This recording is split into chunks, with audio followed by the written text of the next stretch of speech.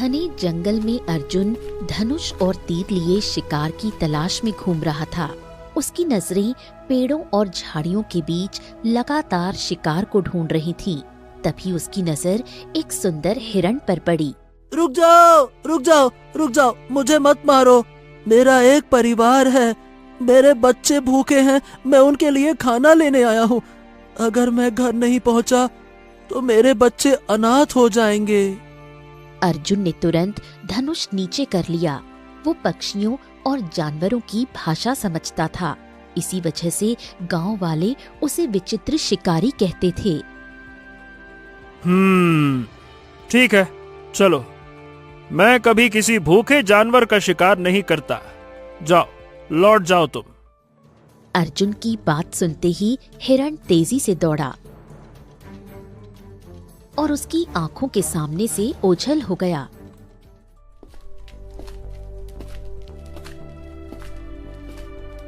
कुछ दूर आगे बढ़ते ही अर्जुन की नजर एक सुंदर पक्षी पर पड़ी। अर्जुन की आंखों से आंसू बहने लगे।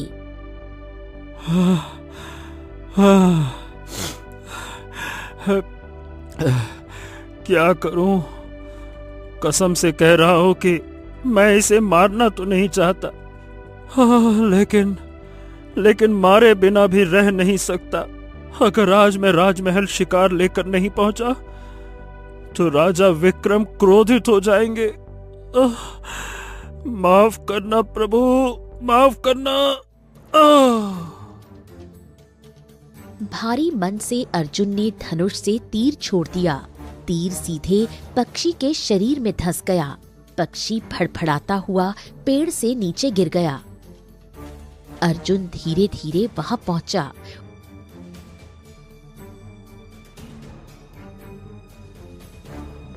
उसने घायल पक्षी को उठाया और बिना कुछ बोले राजमहल की ओर चल दिया।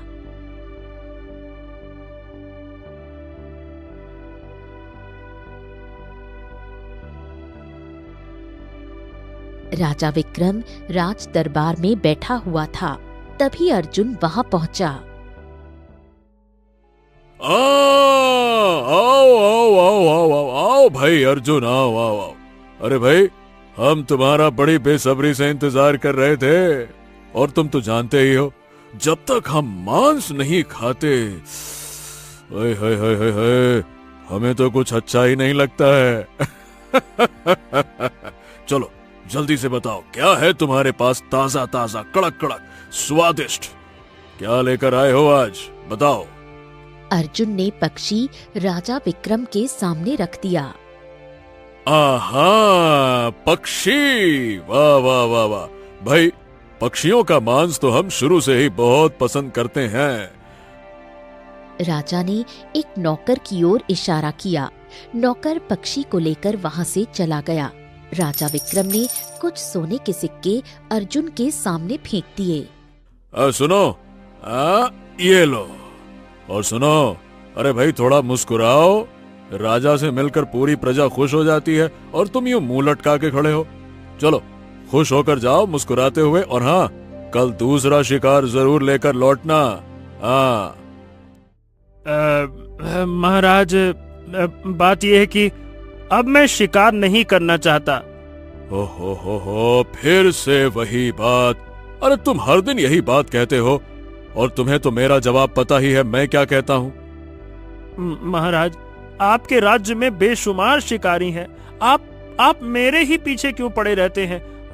मुझे शिकार करने से सख्त नफरत है। मुझे नहीं अच्छा लगता किसी बेजुबान को मारना। राजा विक्रम का चेहरा क्रोध से भर गया। अगर तुझे शिकार से नफरत है तो ये तेरी समस्या है, मेरी नहीं। राजा के आदेश का पालन करना तुम्हारा राजधर्म है, समझ गए? और ध्यान से सुनो, तुम्हारे पिता मेरे महल में शिकारी थे। बीमार पड़ने पर उन्होंने वचन दिया था कि उनका वंश मेरी सेवा करेगा, और मेरे राज्य में सिर्फ तुम ही हो जो जानवरों और पक्षियों की भाषा समझते हो, समझ गए? अर्जुन की आंखों से आंसू बहने लगे।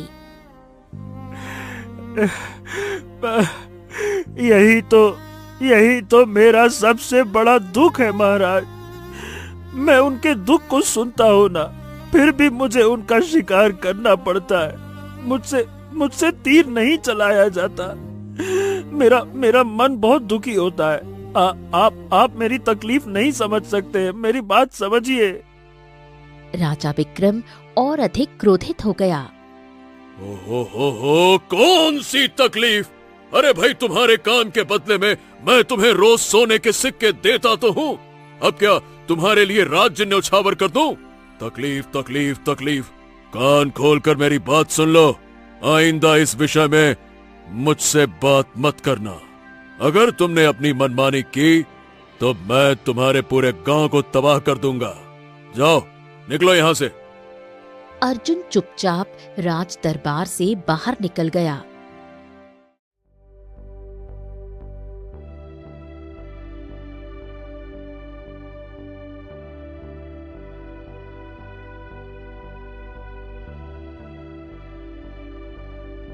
कुछ देर बाद अर्जुन अपने घर पहुंचा और सोने के सिक्के अपनी पत्नी गौरी के सामने रख दिए। गौरी ने अर्जुन का उदास चेहरा देखा। जब आपका मन शिकार करने का नहीं करता तो आप महाराज को मना क्यों नहीं कर देते? कितनी बार मना किया। आज महाराज ने धमकी दी है कि अगर फिर से बात की तो पूरा गांव तबाह कर देंगे। अब गांव वालों की भलाई की वजह से मैं यहाँ रुका हूँ, और क्या करूँ? गौरी की आंखों में आंसू आ गए।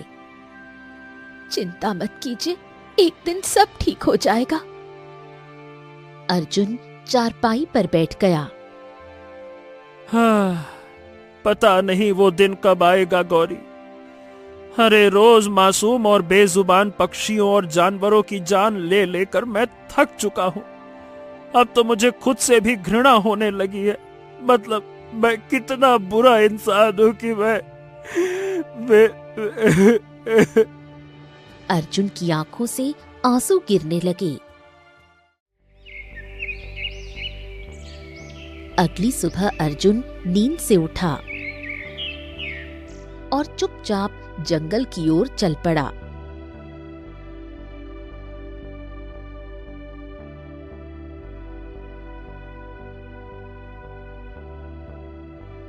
अर्जुन सुबह से शाम तक जंगल में भटकता रहा, लेकिन उसे कोई भी ढंग का शिकार नहीं मिला। सूरज ढलने लगा था। थक हार कर अर्जुन एक वृक्ष के नीचे बैठ गया। अरे रे रे रे रे, थक गया रे शिकार ढूंढते ढूंढते। आज तो एक भी शिकार ही नहीं मिला। अगर खाली हाथ गया तो महाराज तो यही सोचेंगे कि मैंने तो जानबूझकर शिकार नहीं किया। तभी उसकी नजर एक छोटी सी चिड़िया पर पड़ी। मुझे मत मारो शिकारी, मैं तो एक छोटी सी साधारण चिड़िया हूँ। मुझे मारकर तुम्हें क्या मिलेगा? कहाँ से ढूंढूं आज? ये है।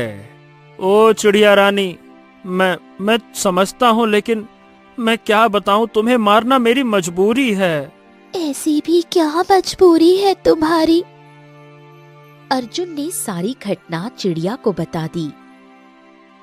जिस दिन मैं शिकार लेकर महाराज के सामने नहीं पहुंचा, उस दिन वो मेरे पूरे गांव को तबाह कर देंगे। यूं समझ लो, सैकड़ों लोगों की जिंदगी का सवाल है ये। चिड़िया ये सुनकर चौंक गई। मेरी जान बख्श दो। चाह कर भी नहीं।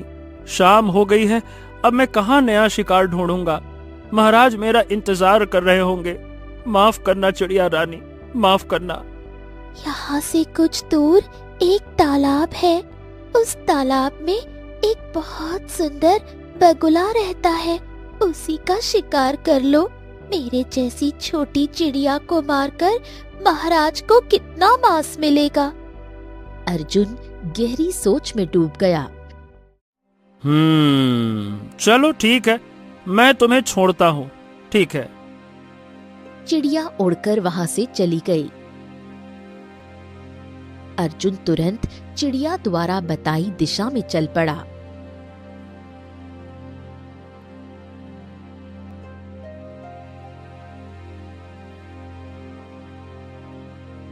बहुत दूर चलने के बाद उसको सामने एक सुंदर तालाब दिखाई दिया। तालाब में एक सुंदर बगुला टहल रहा था। उसे देखकर अर्जुन के मन में दया उमड़ आई। वाह वाह वाह, क्या बात है, कितना सुंदर बगुला है। हाँ, भला इसे कौन मारना चाहेगा? इसे तो मैं भी नहीं मारना चाहता, लेकिन मारना पड़ेगा। रुक जाओ, मुझे मारने की गलती मत करना। ये सुनकर अर्जुन चौंक गया। अरे, मैं जानवरों और पक्षियों की भाषा समझता हूँ, लेकिन तुम तो सचमुच मनुष्य की भाषा बोल रहे हो। आखिर कौन हो तुम? तभी पीछे से एक और आवाज उसके कानों में पड़ी। इसका रहस्य तुम बहुत जल्दी जान जाओगे। अर्जुन पलटा। उसके सामने एक सुंदर बगुला खड़ा था और पहले बगुले के पास खड़ा हो गया। जाकर महाराज से कहो कि आज कोई शिकार नहीं मिला। जाओ। अरे, लेकिन अगर महाराज ने ये सुन लिया, वो पूरे गांव में तबाही मचा देंगे। वो मैं क्या बोलूं, समझो। ऐसा कुछ नहीं होगा। तुम महाराज से बस इतना पूछना, क्या वो जानते हैं कि उनका पुत्र राजकुमार आदित्य कहाँ है? ये सुनकर अर्जुन चौंक गया। अर्जुन ने दोनों बगुलों को ध्यान से देखा। हाँ, मैं दावे के साथ कह सकता हूँ कि तुम दोनों कोई साधारण बगुले नहीं हो। तुम दोनों मनुष्य की आवाज में बोल रहे हो। कोई न कोई तो रहस्य है। खैर, चलो। इतना कहकर अर्जुन वापस महल की ओर चल पड़ा।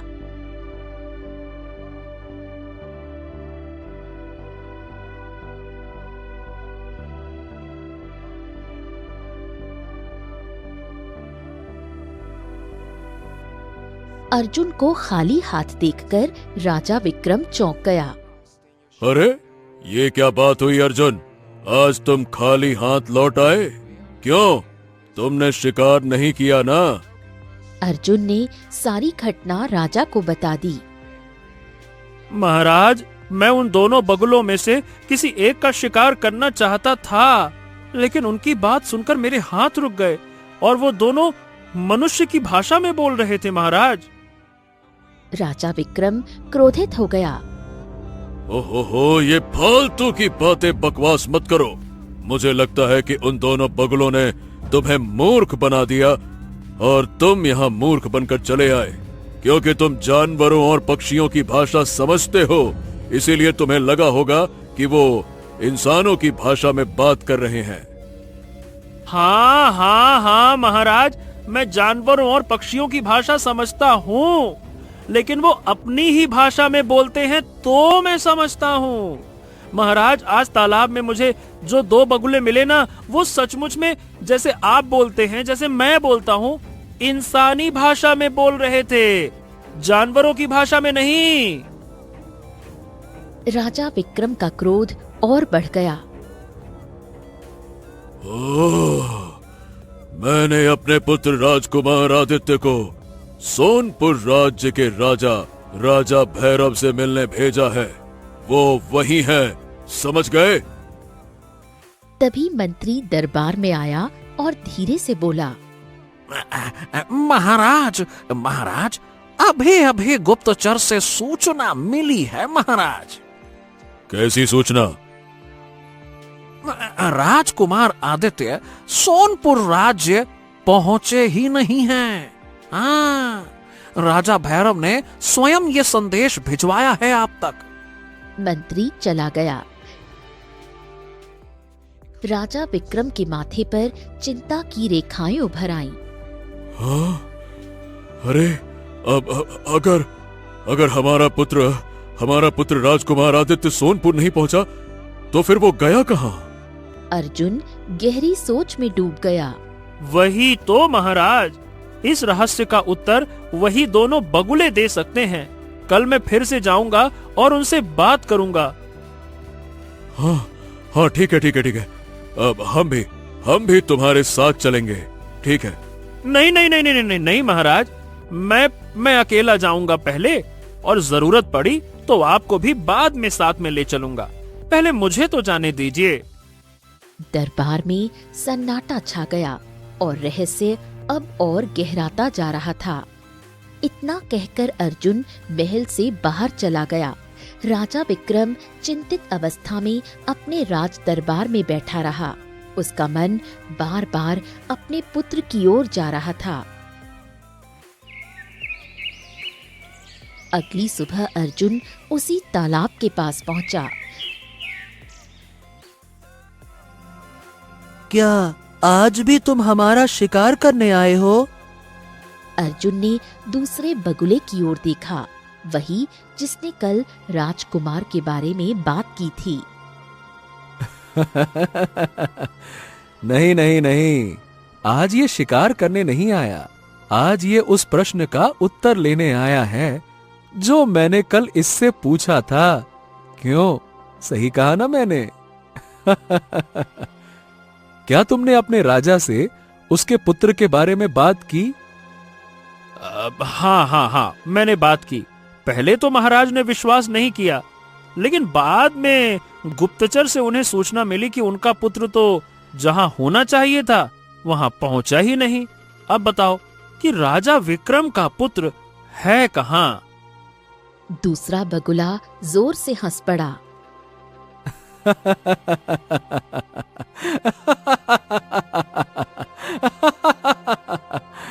इतनी जल्दी क्या है, सब पता चल जाएगा, मगर इतनी आसानी से नहीं।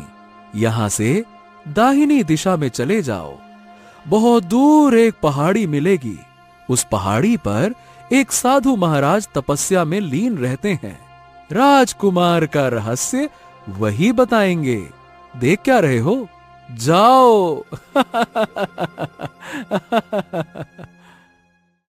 अर्जुन तुरंत बगुलों द्वारा बताए रास्ते पर चल पड़ा।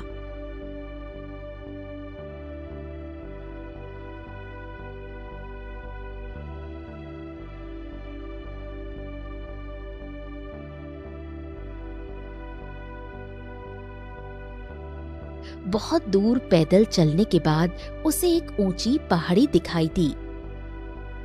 पहाड़ी पर एक विशाल वृक्ष के नीचे एक साधु ध्यान में बैठे थे। अर्जुन हाथ जोड़कर साधु के पास पहुंचा और सारी घटना सुना दी।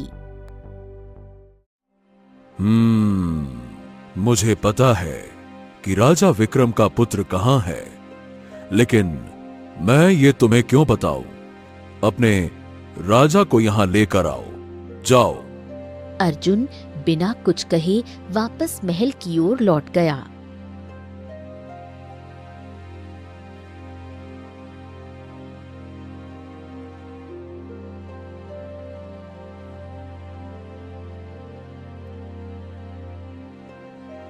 अर्जुन ने राजा विक्रम को सारी बात बता दी।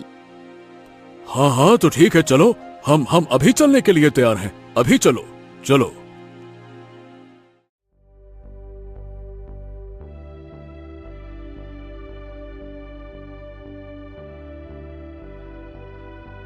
कुछ देर बाद अर्जुन राजा विक्रम को उसी वृक्ष के पास ले आया। प्रणाम साधु महाराज। साधु महाराज, हमें कल से नींद नहीं आई, बड़ी बेचैनी हो रही है। हमें तो हमेशा से यही लगता रहा कि हमारा पुत्र सोनपुर में होगा, लेकिन वहां नहीं है। राजन, यदि तुम अपने पुत्र का सत्य जानना चाहते हो तो तुम्हें एक कहानी सुननी होगी। ये कहानी तुम्हारे पुत्र पर ही आधारित है।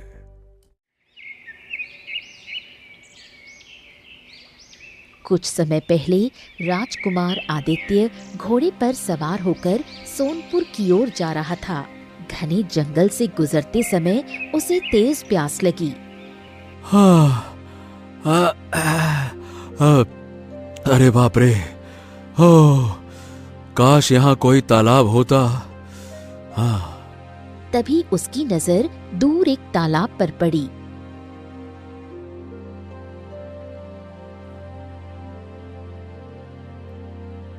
तभी उसकी नजर तालाब में तैरते एक बगुले पर पड़ी। हाँ, पिताजी कहते हैं बगुले का मांस बहुत स्वादिष्ट होता है। रास्ते में भूख लगी तो इसे भून कर खा लूंगा। ये सही खाना है अपना। हाँ? तभी उसके कानों में एक आवाज पड़ी। ठहरो राजकुमार, जिस बगुले का तुम शिकार करने जा रहे हो वो कोई साधारण नहीं है। राजकुमार ने पीछे देखा, एक साधु खड़ा था। तुम्हारे पिता ने जंगल में आतंक मचा रखा है। कई निर्दोष जानवर और पक्षी अकाल मृत्यु का शिकार हो चुके हैं, लेकिन तुम, कम से कम तुम तो उनके जैसे मत बनो। अरे तो क्या हो गया? मेरे पिता मांसाहारी हैं, तो मांस तो खाएंगे ही खाएंगे। मांस खाना बुराई नहीं है राजकुमार, लेकिन हर प्राणी की हत्या करना अधर्म है। इस बगुले का शिकार मत करना, ये मेरी चेतावनी है। ओ साधु महाराज, दफा हो जाओ। कहीं ऐसा ना हो कि बगुले की जगह तुम्हारा शिकार हो जाए। ये तुम्हारी फालतू की बातों में मुझे कोई दिलचस्पी नहीं है। बात करते हो, निकलो यहां से। तभी बगुले ने रहस्यमयी स्वर में कहा, तुम्हें चेतावनी दी गई थी, अब तुम्हें इसका दंड भुगतना होगा। अगले ही पल बगुले की आंखों से रंग बिरंगी किरणें निकली। राजकुमार आदित्य चीख भी न सका। क्षण भर में वो स्वयं एक बगुले में परिवर्तित हो गया। साधु रहस्यमय मुस्कान के साथ वहां से चला गया। राजा विक्रम और अर्जुन सन्न रह गए। राजा विक्रम चौंक गया, उसके चेहरे का रंग उड़ गया। ओह, तो आपके कहने का मतलब ये है कि मेरे पुत्र को उस बगुले ने श्राप दे दिया और मेरा पुत्र स्वयं बगुले में बदल गया। साधु ने रहस्यमय दृष्टि से राजा की ओर देखा। हाँ बिल्कुल, आओ, मैं तुम्हें तुम्हारे पुत्र से मिलवाता हूँ। आओ, मेरे पीछे आओ। इतना कहकर साधु आगे बढ़ गया। अर्जुन और राजा विक्रम उसके पीछे पीछे चल पड़े।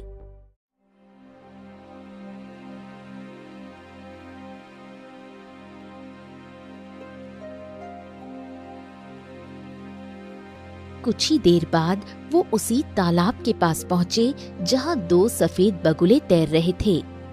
इन दोनों बगुलों में से एक तुम्हारा पुत्र है, ध्यान से देखो। राजा विक्रम ने दोनों को ध्यान से देखा। लेकिन साधु महाराज, इनमें से मेरा पुत्र कौन है? महाराज, मैं आपका पुत्र हूँ। नहीं नहीं नहीं नहीं, मैं आपका पुत्र हूँ। नहीं नहीं नहीं नहीं नहीं महाराज, ये झूठ बोल रहा है। मैं आपका पुत्र हूँ। अरे मैं आपका पुत्र हूँ महाराज, ये झूठ बोल रहा है। राजा विक्रम भ्रम में पड़ गया और साधु की ओर देखने लगा। साधु ने गंभीर स्वर में कहा, अब फैसला तुम्हें करना होगा राजन। मैं तुम्हारी सहायता नहीं कर सकता। लेकिन साधु महाराज, मुझे तो कुछ भी समझ में नहीं आ रहा कि कौन मेरा पुत्र है और मैं इतना जान लो कि इन दोनों में से एक तुम्हारा पुत्र है। वो श्राप से तभी मुक्त होगा जब तुम उसके ऊपर तीर चलाओगे। लेकिन याद रखना, अगर तुमने गलत बगुले पर तीर चलाया तो तुम्हारा पुत्र कभी श्राप से मुक्त नहीं हो पाएगा। राजा विक्रम घबरा गया। और अगर गलत बगुले पर तीर चला दिया तो? फिर तो तुम्हें बहुत अच्छा लाभ होगा। अरे कम से कम तुम्हें बगुले का मांस तो खाने को मिल जाएगा। बड़ा मीठा होता है ना मांस उसका। ये सुनते ही राजा विक्रम की आंखों से आंसू बहने लगे। अब हम कैसे फैसला करें? हम तो पहचान ही नहीं पा रहे हैं कि हमारा पुत्र कौन है। कौन हमारा पुत्र है? आखिरी बार बताओ, तुम दोनों में से महाराज का पुत्र कौन है? कोई झूठ नहीं बोलेगा, बताओ। अरे महाराज मैं आपका पुत्र हूँ, ये झूठ बोल रहा है। नहीं, ये झूठ बोल रहा है। अगले ही पल अर्जुन ने बड़ी फुर्ती से दूसरे बगुले पर तीर चला दिया। जैसे ही तीर दूसरे बगुले को छूता है, तेज रंग बिरंगी रोशनी फैल जाती है और अगले ही क्षण वो बगुला राजकुमार आदित्य में परिवर्तित हो जाता है। राजा विक्रम स्तब्ध रह जाता है। हाँ, अर्जुन, तुम्हें कैसे पता चला कि वही मेरा पुत्र है? बहुत आसान था महाराज। पहला बगुला आपको बार बार महाराज कह के संबोधित कर रहा था, लेकिन दूसरा सिर्फ यही कह रहा था कि मैं आपका पुत्र हूँ, मैं आपका पुत्र हूँ, और उसकी आवाज में करुणा थी, भय था। वो आपको राजा नहीं, पिता मान रहा था, एक पिता की तरह संबोधित कर रहा था। तुम वास्तव में सत्य के पक्षधर हो अर्जुन। शाबाश, शाबाश। अगले ही पल पहला बगुला भी रंग बिरंगी